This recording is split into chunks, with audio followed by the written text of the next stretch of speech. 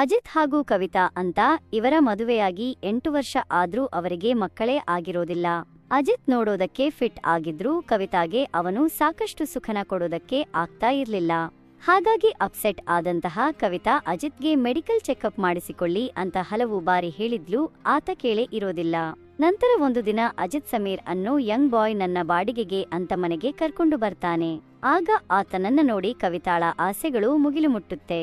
ಸಮೀರ್ ನಂತರ ಟೆರೆಸ್ ಮೇಲೆ ಹೋಗಿ ವರ್ಕೌಟ್ ಮಾಡೋದಕ್ಕೆ ಶುರು ಮಾಡ್ತಾನೆ. ಆಗ ಅವನಿಗೆ ಹಾಲು ತಗೊಂಡು ಹೋದ ಕವಿತಾ ಅವನ ಬಾಡಿ ನೋಡಿ ನಾನು ನಿಮಗೆ ಹೆಲ್ಪ್ ಮಾಡ್ಲಾ ಅಂತ ಹೇಳಿ ತನ್ನ ಸೆರಗಿನಿಂದ ಅವನ ಬೆವರನ್ನ ಒರೆಸೋದಕ್ಕೆ ಶುರು ಮಾಡ್ತಾಳೆ. ಆಗ ಸಮೀರ್ ನನ್ನ ಕೆಲಸ ನಾನೇ ಮಾಡ್ಕೊಳ್ತೀನಿ, ನನ್ನಿಂದ ದೂರ ಇರಿ ಅಂತ ಬೈದು ಕಳಿಸ್ತಾನೆ. ನಂತರ ಆ ರಾತ್ರಿ ಕವಿತಾ ಚೆನ್ನಾಗಿ ರೆಡಿ ಆಗ್ತಾಳೆ. ಆಗ ಅಜಿತ್ ಏನಿವತ್ತು ತುಂಬಾನೇ ರೊಮ್ಯಾಂಟಿಕ್ ಆಗಿ ಕಾಣಿಸ್ತಾ ಇದೆಯಲ್ಲ ಅಂತ ಅವಳನ್ನ ಟಚ್ ಮಾಡ್ತಾನೆ. ಆಗ ಕವಿತಾ ನನಗೀಗ ಮೂಡಿಲ್ಲ ಬಿಡಿ ಅಂತ ಹೇಳ್ತಾಳೆ. ಆಗ ಅಜಿತ್ ನಾನು ಈಗಲೇ ನಿನ್ನ ಮೂಡನ್ನ ಸರಿ ಮಾಡ್ಬಿಡ್ತೀನಿ ನೋಡು ಅಂತ ಹೇಳಿ ಅವಳಿಗೆ ಸುಖ ತೋರಿಸೋದಕ್ಕೆ ಶುರು ಮಾಡ್ತಾನೆ. ಆದರೆ ಅರ್ಧದಲ್ಲೇ ಮುಗಿಸಿದಂತಹ ಅಜಿತ್ ಇವತ್ತು ನನಗೆ ತುಂಬಾನೇ ಮಜಾ ಬಂತು ಅಂತ ಹೇಳ್ತಾನೆ. ಕವಿತಾಗೆ ನಿರಾಸೆಯಾಗಿ ಅವನು ಮಲಗಿದ ನಂತರ ಸಮೀರ್ ರೂಮ್ಗೆ ಹೋಗಿ ಅವನನ್ನ ಟಚ್ ಮಾಡ್ತಾಳೆ. ಆಗ ಸಮೀರ್ ನೀವು ಇಲ್ಲೇನು ಮಾಡ್ತಾ ಇದ್ದೀರಾ ಅಂತ ಕೇಳ್ತಾನೆ. ಆಗ ಕವಿತಾ ನಾನಿಲ್ಲಿ ಬಂದಿದ್ದು ನಿನಗೆ ಇಷ್ಟ ಆಗ್ಲಿಲ್ವಾ ಅಂತ ಕೇಳ್ತಾಳೆ. ಆಗ ಸಮೀರ್ ಇದು ಸರಿಯಲ್ಲ, ನೀವಿಲ್ಲಿಂದ ಹೊರಟು ಹೋಗಿ ಅಂತ ಹೇಳ್ತಾನೆ. ಆಗ ಕವಿತಾ ಹಾಗಾದ್ರೆ ಏನು ಸರಿ ಅಂತ ಹೇಳು, ಅದನ್ನೇ ಮಾಡ್ತೀನಿ ಅಂತ ಅವನನ್ನ ಟಚ್ ಮಾಡ್ತಾ ಅವನಿಗೆ ಸುಖ ತೋರಿಸ್ತಾಳೆ. ನಂತರ ಬೆಳಗ್ಗೆ ಟಿಫನ್ ಮಾಡುವಾಗ ಕವಿತಾ ಸಮೀರ್ಗೆ ಗರಂ ಪರಾಟ ಮಾಡಿಕೊಡ್ತಾಳೆ. ಆಗ ಸಮೀರ್ ಇಂತಹ ಗರಂ ಟಿಫನ್ ಡೈಲಿ ತಿನ್ನೋದಕ್ಕೆ ಸಿಕ್ರೆ ತುಂಬಾನೇ ಮಜಾ ಇರುತ್ತೆ ಅಂತ ಹೇಳಿ ಅವಳ ಜೊತೆ ಫ್ಲರ್ಟ್ ಮಾಡೋದಕ್ಕೆ ಶುರು ಮಾಡ್ತಾನೆ. ನಂತರ ಅಜಿತ್ ಆಫೀಸಿಗೆ ಹೋಗೋದೇ ತಡ ಇಬ್ಬರು ಸೇರಿ ಸುಖ ಕಾಣುತ್ತಾರೆ. ನಂತರ ಅಜಿತ್ ತನ್ನ ಅಣ್ಣನ ಮಗಳು ಟೀನಾಳನ್ನ ರಜೆ ಇದ್ದಿದ್ದಕ್ಕಾಗಿ ಮನೆಗೆ ಕರ್ಕೊಂಡು ಬರ್ತಾನೆ. ಆಗ ಕವಿತಾ ಇನ್ನು ತಮ್ಮ ರೊಮ್ಯಾನ್ಸ್ಗೆ ತೊಂದರೆಯಾಗಬಹುದು ಅಂತ ಥಿಂಕ್ ಮಾಡ್ತಾ ಇರ್ತಾಳೆ. ಅದೇ ಸಮಯಕ್ಕೆ ಸಮೀರ್ ಆಫೀಸ್ನಿಂದ ವಾಪಸ್ ಬಂದು ಟೀನಾಳನ್ನ ನೋಡಿ ಸ್ಮೈಲ್ ಕೊಡ್ತಾನೆ. ಆಗ ಟೀನಾಗೆ ಸಮೀರ್ ಬಾಡಿಗೆ ಯಾವ ಅಂತ ಗೊತ್ತಾಗಿ ಇನ್ಮೇಲೆ ಇರುವಷ್ಟು ದಿನ ಇವನ ಜೊತೆ ಎಂಜಾಯ್ ಮಾಡಬೇಕು ಅಂತ ಅವನ ಮೇಲೆ ಕಣ್ಣು ಹಾಕ್ತಾಳೆ. ನಂತರ ತಿಂಡಿ ತಿನ್ನುವಾಗ ಕವಿತಾ ಸಮೀರ್ ಜೊತೆ ಫ್ಲರ್ಟ್ ಮಾಡೋದಕ್ಕೆ ನೋಡ್ತಾಳೆ. ಆಗ ಸಮೀರ್ ಈಕೆಯನ್ನ ಇಗ್ನೋರ್ ಮಾಡಿ ಟೀನಾಳನ್ನ ನೋಡೋದಕ್ಕೆ ಶುರು ಮಾಡ್ತಾನೆ. ನಂತರ ಸಮೀರ್ ಹಾಗೂ ಟೀನಾ ಟೆರೆಸ್ ಮೇಲೆ ಹೋಗ್ತಾರೆ.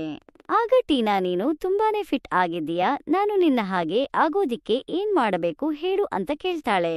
ಆಗ ಸಮೀರ್ ನಾನು ನಿನಗೆ ಕಲಿಸಿಕೊಡ್ತೀನಿ ಅಂತ ಹೇಳಿ ಅವಳಿಗೆ ಎಕ್ಸರ್ಸೈಸ್ ಹೇಳೋ ನೆಪದಲ್ಲಿ ರೊಮ್ಯಾನ್ಸ್ ಮಾಡೋದಕ್ಕೆ ಶುರು ಮಾಡ್ತಾನೆ.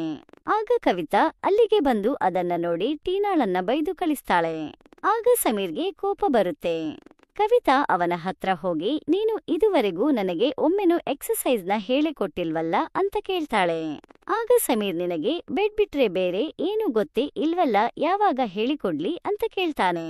ಆಗ ಕವಿತಾ ನನಗೆ ಇದುವರೆಗೂ ಅಜಿತ್ ಕೊಡದಂತಹ ಸುಖವನ್ನ ನೀನು ಕೊಟ್ಟಾಗ ನನಗೆ ಬೆಡ್ ಬಿಟ್ಟು ಬೇರೆ ಏನು ಗೊತ್ತೇ ಆಗ್ಲಿಲ್ಲ ಅಂತ ಹೇಳಿ ಅವನ ಜೊತೆ ರೊಮ್ಯಾನ್ಸ್ ಮಾಡೋದಕ್ಕೆ ನೋಡ್ತಾಳೆ. ಆಗ ಸಮೀರ್ ಟೀನಾ ನೋಡಿದ್ರೆ ಪ್ರಾಬ್ಲಮ್ ಆಗ್ಬಿಡುತ್ತೆ, ನೀನು ಹೋಗು ಅಂತ ಬೈದು ಕಳಿಸಿಬಿಡ್ತಾನೆ. ನಂತರ ಟೀನಾ ರೂಮ್ ಒಳಗಡೆ ರೆಡಿ ಆಗ್ತಾ ಇರ್ತಾಳೆ. ಆಗ ಸಮೀರ್ ಅವಳನ್ನ ನೋಡಿ ಮಜಾ ತಗೊಳ್ತಾ ಇರ್ತಾನೆ. ಟೀನಾ ಕೂಡ ಅವನನ್ನ ನೋಡಿ ಸ್ಮೈಲ್ ಕೊಡ್ತಾಳೆ. ನಂತರ ರಾತ್ರಿ ಕವಿತಾ ಮತ್ತೆ ಸಮೀರ್ ರೂಮ್ಗೆ ಹೋಗಿ ರೊಮ್ಯಾನ್ಸ್ ಮಾಡೋದಕ್ಕೆ ನೋಡ್ತಾಳೆ. ಆಗ ಸಮೀರ್ ನನಗೀಗ ಮೂಡಿಲ್ಲ ಅಂತ ಅವಳನ್ನ ಬೈದು ವಾಪಸ್ ಕಳಿಸ್ತಾನೆ.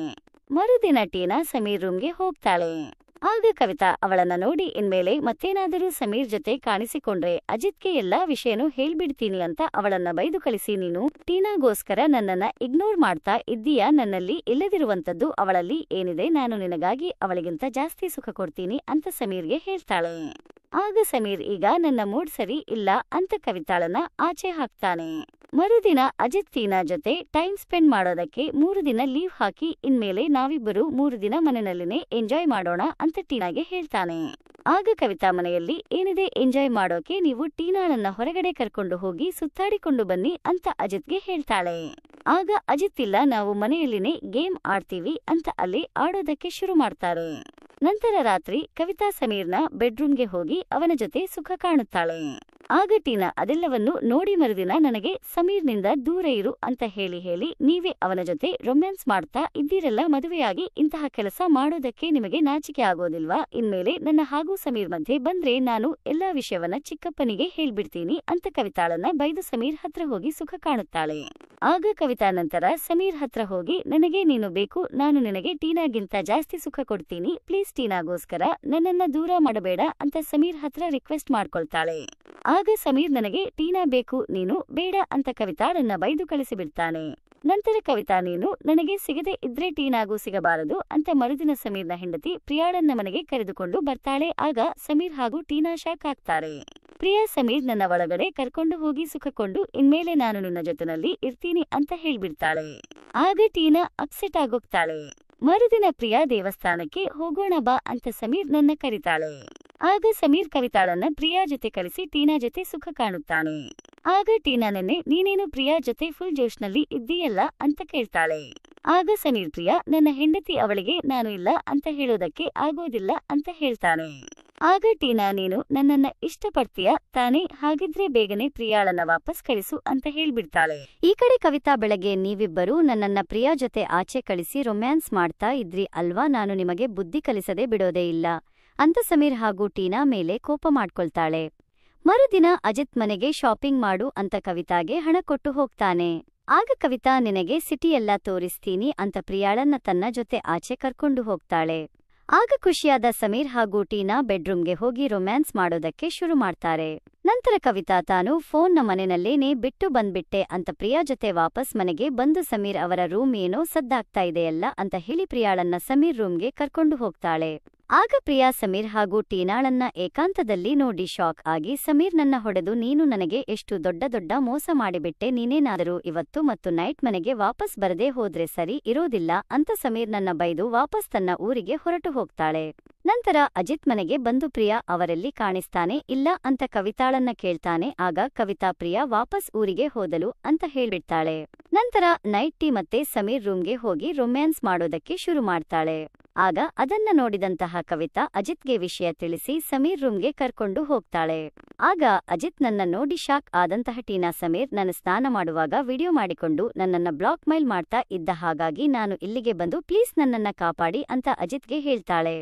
ಆಗ ಅಜಿತ್ ಕೋಪಗೊಂಡು ಸಮೀರ್ ನನ್ನ ಹೊಡೆಯುವುದಕ್ಕೆ ಶುರು ಮಾಡ್ತಾನೆ.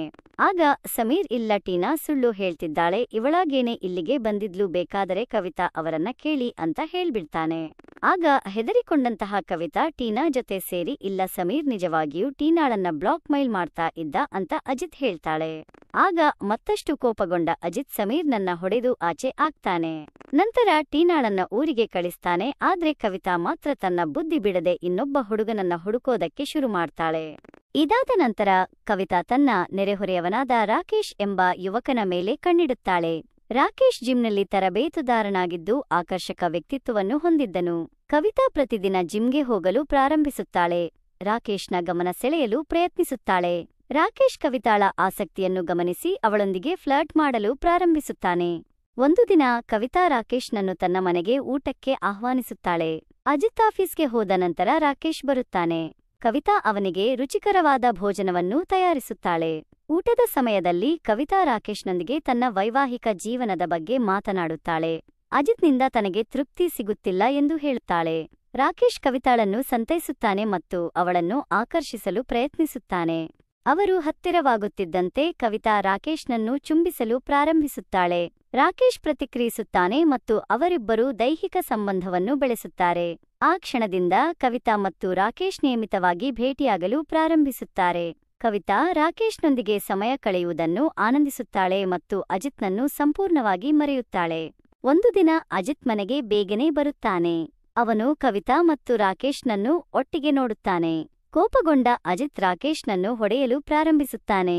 ಕವಿತಾ ರಾಕೇಶ್ನನ್ನು ರಕ್ಷಿಸಲು ಪ್ರಯತ್ನಿಸುತ್ತಾಳೆ, ಆದರೆ ಅಜಿತ್ ಅವಳನ್ನು ತಳ್ಳುತ್ತಾನೆ. ಅಜಿತ್ ರಾಕೇಶ್ನನ್ನು ಮನೆಯಿಂದ ಹೊರಹಾಕುತ್ತಾನೆ ಮತ್ತು ಕವಿತಾಳನ್ನು ಎದುರಿಸುತ್ತಾನೆ. ಕವಿತಾ ತನ್ನ ತಪ್ಪನ್ನು ಒಪ್ಪಿಕೊಳ್ಳುತ್ತಾಳೆ ಮತ್ತು ಅಜಿತ್ನನ್ನು ಕ್ಷಮಿಸುವಂತೆ ಕೇಳಿಕೊಳ್ಳುತ್ತಾಳೆ. ಅಜಿತ್ ಕವಿತಾಳನ್ನು ಕ್ಷಮಿಸಲು ನಿರಾಕರಿಸುತ್ತಾನೆ ಮತ್ತು ಅವಳನ್ನು ತೊರೆಯುತ್ತಾನೆ. ಕವಿತಾ ತನ್ನ ನಡವಳಿಕೆಗೆ ಪಶ್ಚಾತ್ತಾಪ ಪಡುತ್ತಾಳೆ, ಆದರೆ ಅವಳು ಮಾಡಿದ ತಪ್ಪನ್ನು ಸರಿಪಡಿಸಲು ಸಾಧ್ಯವಾಗುವುದಿಲ್ಲ. ಕವಿತಾಳ ಕಥೆಕಾಮ ಮೋಸ ಮತ್ತು ಸಂಬಂಧಗಳ ಸಂಕೀರ್ಣತೆಯನ್ನು ಎತ್ತಿ ತೋರಿಸುತ್ತದೆ. ಇದು ದುರ್ಬಲತೆ ಮತ್ತು ಸ್ವಾರ್ಥದ ಪರಿಣಾಮಗಳನ್ನು ತೋರಿಸುತ್ತದೆ.